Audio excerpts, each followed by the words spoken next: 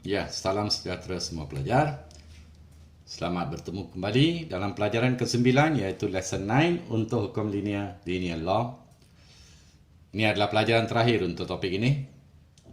So, saya harap pelajar sudah siap sedia, hampir 90% pemahaman sudah pun pelajar dapat.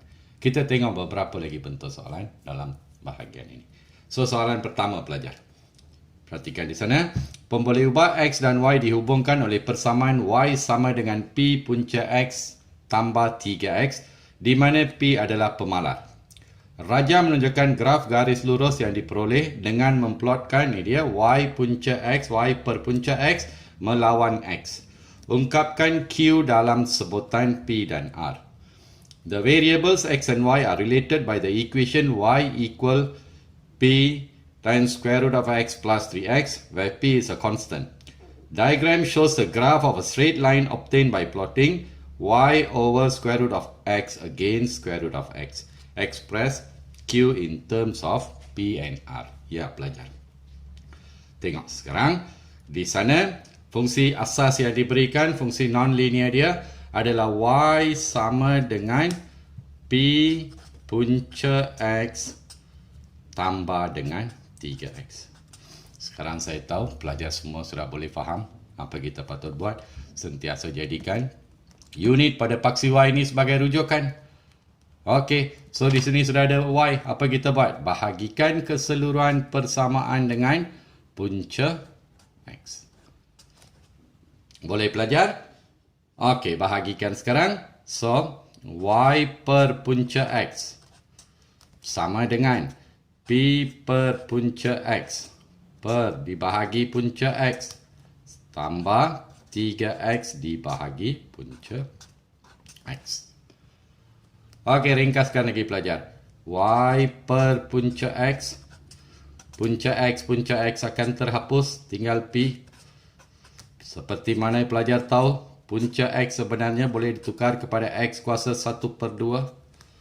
So, Y per punca X sama dengan P tambah, ya pelajar, ringkaskan, X bahagi X 1/2. Bawa ke atas tolak, kita dapat 3X kuasa 1/2. Susun semula pelajar. Y per punca X sebenarnya 3X kuasa 1/2 juga boleh ditulis sebagai 3 punca X tambah dengan P. Itu saja pelajar. Kita sudah ada Y besar sama dengan MX besar tambah C. Sekarang kita nak ungkapkan Q dalam sebutan P dan R. So apa kita buat? Ya, fungsi yang diberikan di sana itu, fungsi ini melalui titik ini. Artinya kita boleh ganti titik ini dalam fungsi yang diberikan. So, pada titik yang dilalui di sana at the point Q square 2R. Ganti saja pelajar. Ini adalah koordinat untuk paksi Y. Ini adalah koordinat untuk paksi X. Gantikan di sana. Ya. So, 2R sama dengan 3 paksi X Q kuasa 2 ditambahkan dengan P. Jadikan Q sebagai subjek perkara rumus. Bring over to the left. Now, 3Q kuasa 2 sama dengan 2R tolak P. So, Q kuasa 2 darab bawa ke kanan bahagi 2R tolak P dibahagikan dengan 3. Kuasa 2 bawa ke sebelah kanan. So, Q sebenarnya sama dengan punca kuasa 2 2R tolak P per 3. Itu dia pelajar. Kita sudah ungkapkan Q dalam sebutan R dan P. Boleh faham pelajar? Ya. Salin semula soalan ini dan cuba buatkan. Kita pergi kepada soalan berikutnya, soalan 2. Ya, itu dia pelajar. Soalan yang kedua di sana. Perhatikan betul-betul. Raja menunjukkan sebatang tangga CD disandarkan pada dinding. Cari nilai A. Diagram shows a ladder CD which is leaning against a wall. Find the value of A. Boleh dapat konsep pelajar? Perhatikan betul-betul. So, yang diberikan di sini adalah jarak. Horizontal distance, vertical distance. Jarak mencancang, jarak mengufuk. Okey. So, apabila jarak sudah diberikan di sana, kita boleh terus tulis koordinat pelajar. Kalau dari sini ke sini adalah 12 unit, koordinat C adalah 12, kosong. Dari sini ke sini, jarak vertikal dia 6 unit. So, koordinat bagi D adalah sama dengan 0, 6. Itu saja konsepnya pelajar. So, kita sudah ada. Koordinat bagi C adalah 12, 12, 0. Dan koordinat bagi titik D adalah 0, 6. So, apa kita buat? Kita cari kecerunan dulu. Dua titik sudah ada. So, kecerunan bagi garis CD. Kecerunan bagi garis CD sebenarnya Y2 tolak Y1, 6 tolak 0 perkan X2 tolak X1, 0 tolak 12 pelajar. Iaitu sama dengan 6 per negatif 12, iaitu sama dengan negatif 1 per 2. Boleh faham pelajar? Okey, kita sudah ada nilai M. Sekarang kita perlu nilai C. Nilai C di sana tak perlu dicari langsung. C adalah pintasan paksi Y. Kalau pintasan paksi Y di sana, kita sudah dapat terus, iaitu sama dengan 6. So, what we do now? Apa kita buat? Kita tulis Y besar sama dengan MX tambah C. Kita cari fungsi linearnya dulu. So, paksi Y di sana diwakili oleh XY. Kecerunan adalah negatif 1 per 2. Paksi X diwakili oleh X plus. Pintasan adalah 6. Ini dia. Sekarang kita sudah ada persamaan lengkap bagi garis lurus CD. Apa kita buat? Since garis lurus ini melalui titik 9A, titik itu boleh digantikan di dalam persamaan linearnya. So, what we do pada titik, pada titik 9A. Gantikan pelajar. Ini adalah koordinat untuk paksi Y, koordinat untuk paksi X. Okey, gantikan di sana. So, XY di sana diwakili koordinat paksi, Y diwakili oleh A sama dengan negatif 1 per 2. Koordinat X ni adalah 9 tambah dengan 6. So, ini adalah sama dengan negatif 9 per 2 tambah dengan 6. So, selesaikan pelajar. 18 tolak 9. Okey, kita dapat sama dengan 3 per 2. Itu dia pelajar. Boleh fahamkan? Lain kali sekiranya ada jarak mencancang, jarak mengufuk, gunakannya untuk mencari koordinat.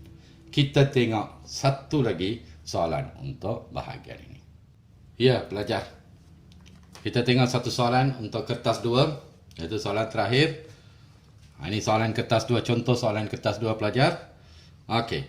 Jadual menunjukkan nilai-nilai bagi dua pemboleh ubah X dan Y yang diperoleh melalui satu eksperimen.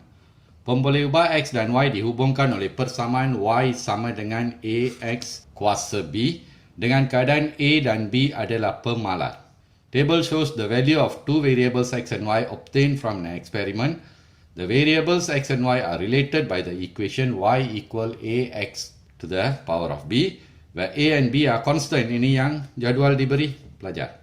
Sekarang, apa dia kata?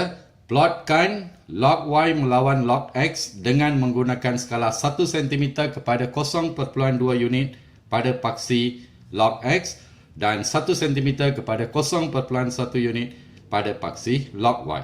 Seterusnya, lukiskan garis lurus penyuaian terbaik, hence draw the line of best fit. Mula-mula sekali pelajar. Kalau pelajar tengok di sana, so dia dah beri X dan Y. Apa yang dia suruh kita plotkan? Log Y melawan log X. Against log X. So kita kena tukar nilai ini. Bina satu jadual pelajar. Gunakan nilai yang ni, tukar log X dan log Y. Ini dia nilai yang kita dapat pelajar. Contoh log 5 di sana 0.70, log 10 adalah 1, log 15 1.18 and so on. Ada masalah pelajar? Sudah? Bila sudah? Okey, sekarang dia kata skala pada paksi X adalah 0.2. 1 cm mewakili 0.2 dan pada paksi Y adalah 1 cm kepada 0.1 unit. Boleh lukis pelajar? Okey, tengok di sini. Cikgu sudah siap lukiskan untuk pelajar. Okey, nilai yang kita dapat daripada jadual yang diberi tadi pelajar, iaitu log X melawan log Y.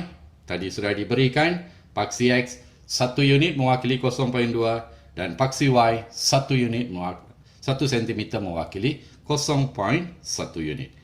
Lukiskan dulu pelajar. Sudah lukiskan. Lukis satu garis lurus penyuaian terbaik, line of best fit, yang melalui sebanyak mungkin titik yang boleh. Ini pelajar harus cuba. Selepas itu, kita tengok soalan berikutnya. Guna graf untuk mencari nilai A dan B. Apa dia nilai A dan B? Ini dia fungsi asas yang diberikan, iaitu dua pemalar. Ya, sekarang kita tengok pelajar. Ini saya rasa untuk kamu tidak ada masalah. Hanya train bagaimana nak lukis garis lurus penyuaian terbaik. Yang lain semua cikgu sudah buatkan. Segala bentuk penukaran cikgu sudah buatkan. Yang ini mesti tak ada masalah. Iaitu Y sama dengan, tengok saja pelajar sudah biasa sekarang, AX kuasa B. Ada kuasa saja tambah log kedua-dua belah. Log pada asas 10Y sama dengan log pada asas 10 AX kuasa B. Yes, pelajar. Log pada asas 10Y buat pengasingan. Ini adalah log pada asas 10A. Kalau darab tambah log pada asas 10X kuasa B. Bawa B ke depan. Kalau ada kuasa jadikan perkali. So, ini sebenarnya log pada asas 10Y sama dengan B darab log pada asas 10X tambah log pada asas 10. Itu saja pelajar. Ini dia. Unit pada paksi ini Y besar sama dengan M. X besar tambah C. Okey pelajar, apa yang ditanya? Cari nilai A dan B. Terus kita tahu pelajar. Apa dia ini? Ini adalah pintasan, iaitu C pintasan paksi Y. Betul? So, boleh tak kita cari nilai B? Nilai log A. Log A. Log A adalah pintasan paksi Y. Kalau pelajar lukis betul-betul dan perhatikan nilai di sini. Ini dia pintasan paksi Y dia. Sama dengan 0.88. Boleh faham pelajar? So, ini dia. So, nilai pintasan B adalah 0.88. Tukar saja nombor asas indeks. Guna kalkulator pelajar. Pelajar akan dapat 7.6. Ini dia. Boleh pelajar? Sekarang kita nak cari nilai B. So, daripada sini, kita tahu B adalah keceronan. Betul pelajar? Okey, so, nilai B, kita cari saja keceronan. So, guna nilai-nilai yang ada di sana. So, Y2 tolak Y1 ini. Cikgu ambil titik ini. Iaitu 1.84. 1.84. Ditolak dengan Y2, cikgu ambil titik ini, 0.88. Dibahagikan dengan nilai 1.4. X2 ditolak dengan, sini adalah pintasan kosong. Selesaikan pelajar. Guna kalkulator, pelajar dapat 0.7. Itu dia pelajar. Mana ada masalah. Selain daripada itu, apa yang dia boleh diberi? Dia akan beri nilai X, pelajar cari nilai Y. Diberi nilai Y, pelajar cari nilai X dari graf yang pelajar lukis. Boleh faham pelajar? Ya, satu contoh soalan kertas 2. Ya pelajar, saya rasa segala konsep sudah. Itu dia pelajar.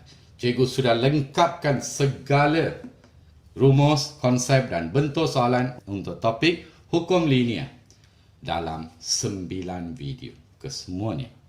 Cikgu harap setiap kali pelajar menghadapi masalah, sila rujuk kepada mana-mana video yang berkaitan untuk memantapkan asas pemahaman hukum linear. Soalan-soalan kertas 2, bentuk terbaru, bentuk gabungan dan juga soalan kebat akan cikgu beri dalam bengkel kemudian pelajar. Cikgu akan sentiasa beri info kepada pelajar-pelajar dari masa ke masa. Itu saja pelajar. Bye pelajar.